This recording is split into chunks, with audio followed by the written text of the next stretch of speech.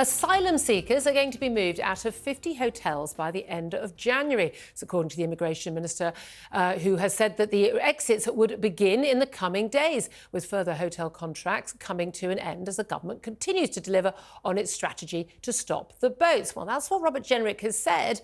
Labour, though, has slammed the number as paltry, while local councils are warning they may still be forced to use the exact same accommodation but take it out of local council budgets instead of the Home Office budget.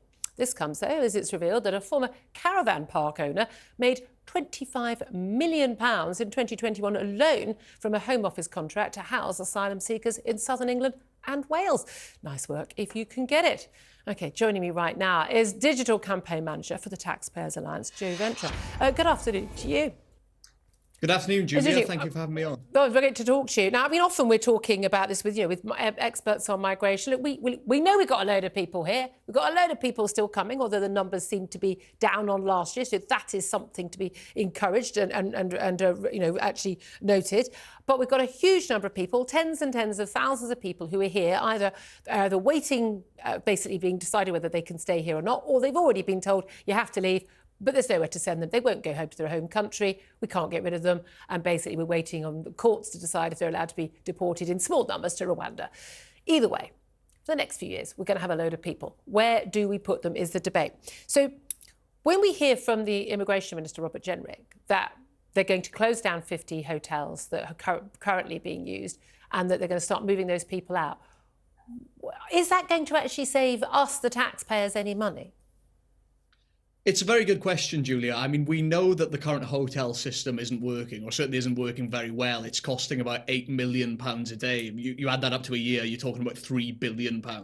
So something clearly does need to change. But I think there are rightfully going to be concerns that any alternative schemes, such as caravan parks or what we've seen with the Bibi Stockholm, the former cargo ship, are going to end up costing even more or the same. I mean, so I think there does need to be a more sustainable solution in place. Yeah. And I think passing the buck to local councils is concerning, to say the least, frankly. Well, that's the thing. I mean, a lot of people are saying, well, this is great news. They're going to close these hotels, and because there is a big impact on local communities, isn't there? Those people, they're not ordering room service. They're not there on a romantic break or on a business break. They're not going and using local restaurants or going to the local theatre. And also, let's be honest, things we're apparently not allowed to say or think. Not many people really want to have, 200 Channel migrants who've turned up to the country without a passport sitting in a hotel at the end of the road, funnily enough. Maybe they're a little bit worried about, their teenage children and the like. I mean, sorry, these are legitimate concerns that people have got, aren't they? But they have to be somewhere. And Bibi Stockholm barge, 400 people. 2 RAF camps. We're looking at, maybe a couple of thousand at best. But we've got tens and tens of thousands. They have to be put somewhere. If they're not going to be put in hotels, there aren't enough caravan parks. And by the way, people would like to go on holiday to those caravan parks.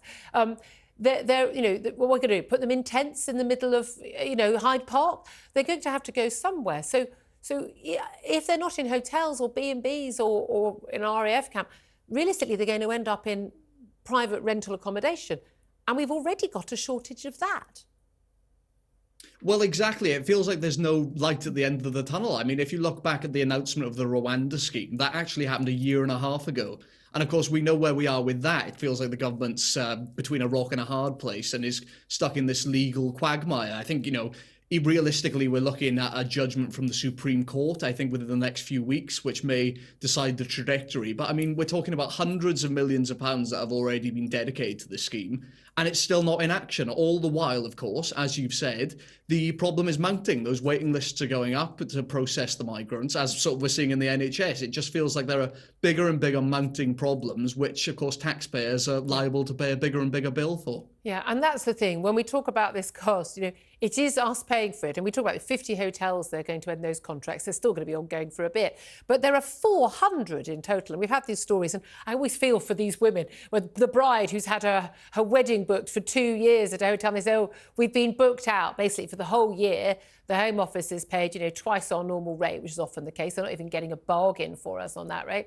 And your wedding's cancelled. Good luck finding another venue for next June, sort of thing.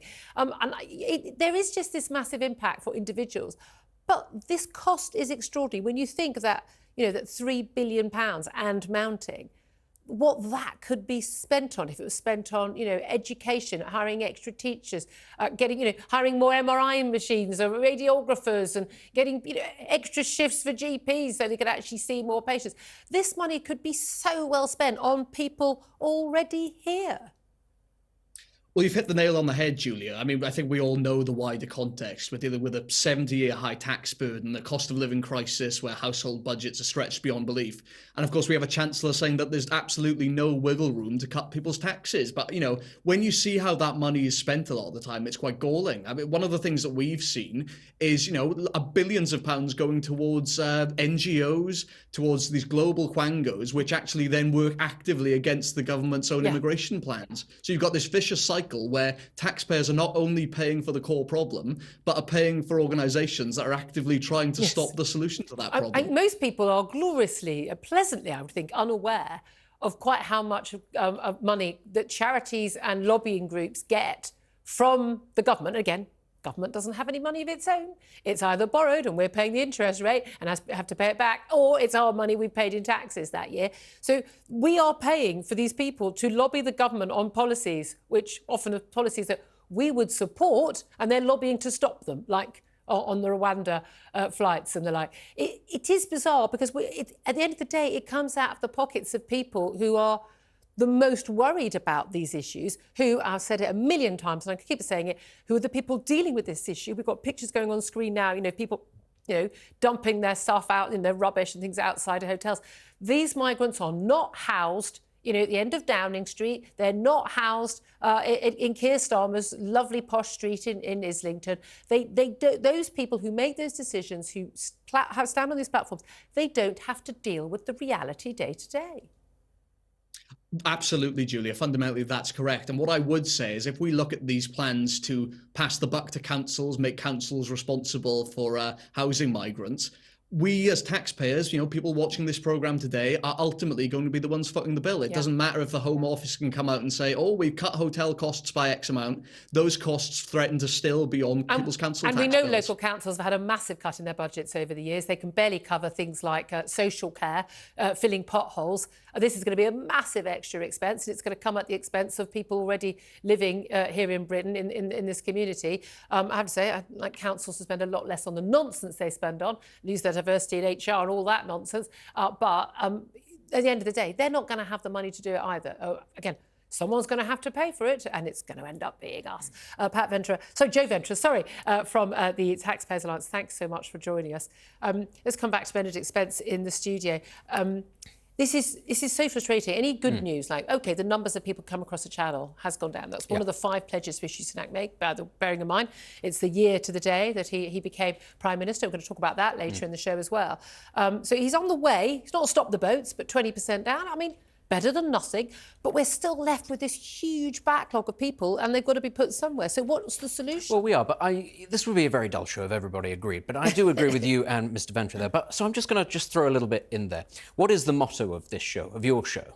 What is the motto of it? Well, I mean, common sense. Build some houses. Build some houses, Build some houses. What is the biggest block not for channel migrants, What is the biggest block on building houses in the UK? It's done at the local level, it's local councils. Yeah. What you have is a situation here where, as I say, I agree with a lot of what was just said. If you pass that pressure onto local councils, might it not do something to sharpen the focus of those councils who for so long have been oblivious to the idea that there is any kind of housing crisis when they are dumped with people who need to be housed somewhere? I don't think it's local councils that are stopping it. Local councils want to get a load of money out of it. No, it's local people. It's the NIMBYs, it's the bananas, build absolutely nothing anywhere near anyone people. Exactly, and once those local people begin to see the real constraints on their services because money is going towards this sort of thing, and they ask, well, where is the housing? And the council rightly comes back and says, well, there is no housing because you vote against it. Might that not, as I say, focus? No, I don't think it does, because we've already got a crisis. There are people who are genuinely in this country who are going, oh, isn't it terrible that my daughter or my grandson can't afford to get on the housing ladder, who will in the next breath say, there's a planning permission being asked for these houses that's 2 miles away. I'm going to object to it. So what is the solution? And they don't see that those two things are linked. But this is the thing. At some point, there has to be an understanding. And what is it going to be? Well, if it's not, hundreds of people who you don't necessarily want but need to be fed and properly housed and watered turning up on your doorstep, where is that moment going to come? I think the problem is a lot of those people, they're not going to be turning up on their doorstep. That's what they're counting on. Can I ask you specifically about this caravan park tycoon, caravan king? Is that what we're comical. Graham King, his name is. He said, I said earlier, he made. He's a caravan parker and disco tycoon. Wonderful combo. £25 million he made in 2021 from the Home Office contract to house asylum seekers. But actually, in total, this is extraordinary. He's made £1.3 billion. Well, he's been paid in total over a year, £3.5 million a day for accommodating and transporting arrivals. I mean, huge sums of money. I mean, there's money and then there are hills, basically. This is an industry now. Oh, of course there is. I mean, just as an aside, if he is the caravan king, one ought to know if he's been introduced to Nicola Sturgeon yet. They'll probably get on very well. But, you're right, there is an industry, but it's not just people like this. As you said in the previous segment, it's charities, NGOs, lots of people stand to benefit from this system. A lot of people on the payroll. Oh, absolutely, and you will always get, there's a slight admiration for him because this is finding a way to make money, but people are always going to find a way to exploit government ineptitude and a crisis. But also you've got the biggest problem, I think, which is, again, government ineptitude, but also the fact that people doing and negotiating any contract whatsoever in the government are absolute idiots. I mean, criminal levels of idiocy. And nobody should take advantage of that. Hint, hint. Nobody should do that. Absolutely. Oh, dear. Maybe we should stop. Maybe we should let's go and buy a caravan park and make some money.